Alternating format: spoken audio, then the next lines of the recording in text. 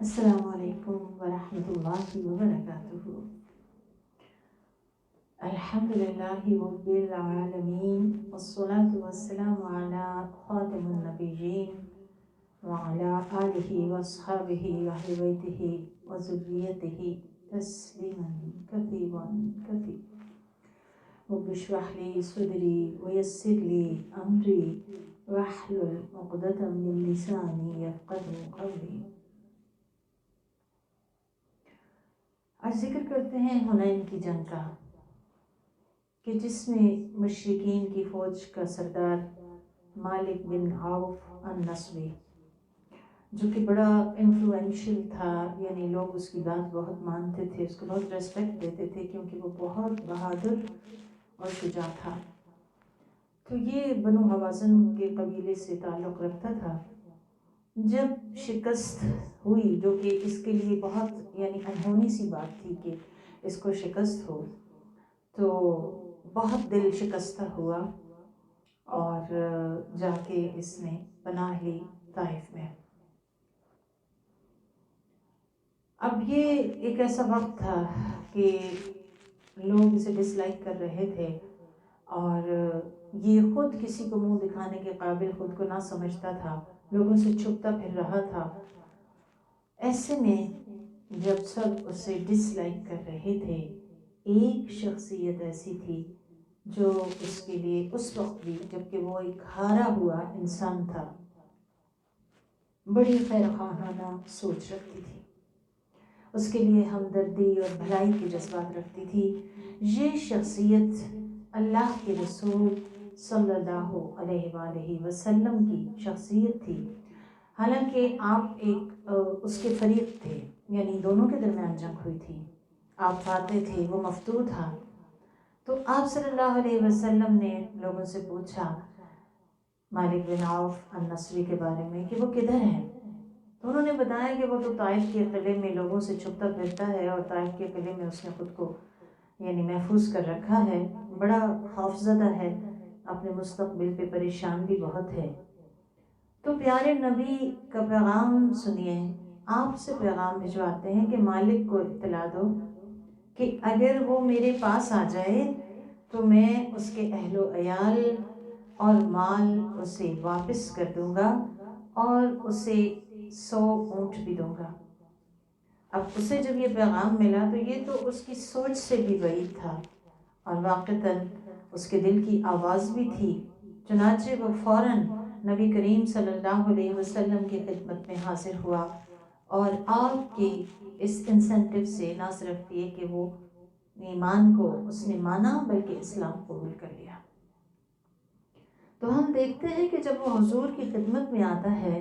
تو آپ صلی اللہ علیہ وسلم نہ تو اس سے کوئی ملامت کرتے ہیں، نہ برا بھلا کہتے ہیں، نہ کوئی سوال و جواب اس سے کرتے ہیں، نہ کوئی تانا دیتے ہیں، بلکہ آپ نے اس کی سوچ سے بھی بڑھ کے احسن سلوک اس کے ساتھ کیا، اور پھر اس کے اہل و عیال بھی واپس کیے، سارا مال اسباب سب کچھ واپس کر کے آپ صلی اللہ علیہ وسلم نے اس کو دوبارہ بنو حوازن کا سردار مقرر کر دیا، اور ساتھ اس سے ذمہ داری سونپی طائف کو فتح کرنے کی ذمہ داری۔ اور اس طرح پیارے نبی نے ہم سب کو یہ پیغام دیا کہ مومن کی جنگ صرف اللہ کے لیے ہوتی ہے، اپنی ذات کی بڑائی کے لیے نہیں۔ مومن اللہ کے راستے میں جب نکلتا ہے تو اپنی انا کو پیچھے کر کے نکلتا ہے، اور وہ فریق مخالف سے انا والا معاملہ نہیں کرتا، وہ اس معاملے کے درمیان میں انا کو نہیں آنے دیتا۔ اس کا مقصود جنگ سے بھی لوگوں کو اللہ کی طرف لوٹانا ہوتا ہے، اور دراصل جنگ کے پیچھے بھی اس کی خیر خواہی ہوتی ہے، دوسرے لوگوں کی خیر خواہی، آخرت کی خیر خواہی، کہ ایسے لوگ کہ جن کا خالق اور مالک ان سے کھو گیا ہے انہیں اپنے خالق سے ملا دے۔ اور یہ چیز کہ کسی بندے کا جس کا خالق کھو گیا ہے اسے اپنے خالق سے ملانا، اسے دنیا کی تمام چیزوں سے زیادہ افضل تر لگتا ہے، چاہے وہ دنیاوی مال ہو یا اس کے اہل و عیال ہوں یا اس کے پیارے ہوں۔ یہاں ہمیں خاص طور پہ یہ بات سمجھنا ہوگی کہ خاتم النبیین محمد مصطفیٰ صلی اللہ علیہ وآلہ وسلم فاتح ہیں، اور آپ فاتح ہو کر بھی ایک مفتوح کو پیغام بھجوا رہے ہیں کہ اگر وہ ایمان لے آتا ہے تو مال بھی واپس ہے، لویال بھی واپس ہے، اور مزید میری طرف سے تحفہ بھی ہے، اور مجھے تو لگتا ہے کہ یہ تحفہ اسلام ہے۔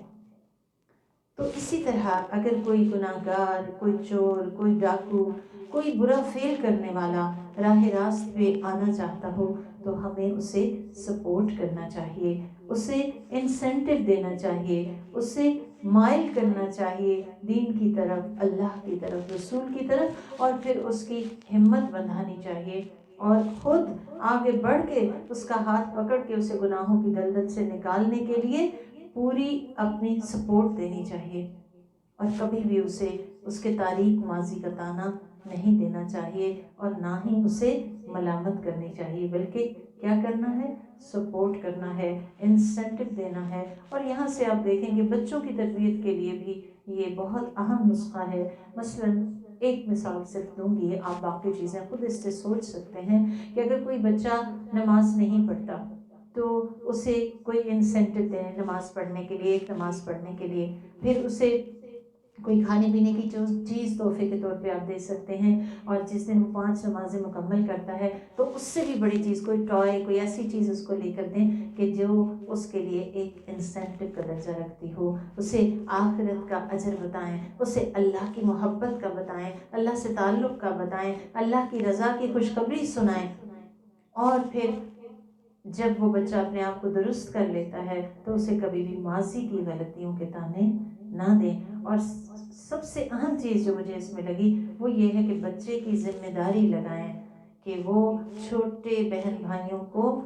ان کو بھی نماز کی طرف لائیں، جیسے آپ صلی اللہ علیہ وسلم نے مالک بن عوف کی ذمہ داری لگائی کہ اب تم نے طائف کو بھی فتح کرنا ہے، یعنی ان کو بھی اسلام کی طرف طائف کے لوگوں کو لانا ہے۔ تو یاد رکھیں، بچوں پر چھوٹی چھوٹی جو ذمہ داریاں ہم ڈالتے ہیں تو دراصل یہ ان کو ذمہ داریوں کا عادی بنانا ہوتا ہے، اسی طرح بچے ذمہ دار بنتے ہیں۔ اللہ سبحانہ وتعالیٰ سے دعا ہے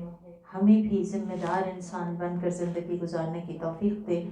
اور اپنی رحمت کے صدقے میں ہمیں رسول اللہ صلی اللہ علیہ وسلم کی سیرت سے آپ کے اخلاق کو سیکھنے کی توفیق دے اور اس کے مطابق عمل کرنے کی توفیق دے۔ بارک اللہ فیکم، السلام علیکم ورحمۃ اللہ وبرکاتہ۔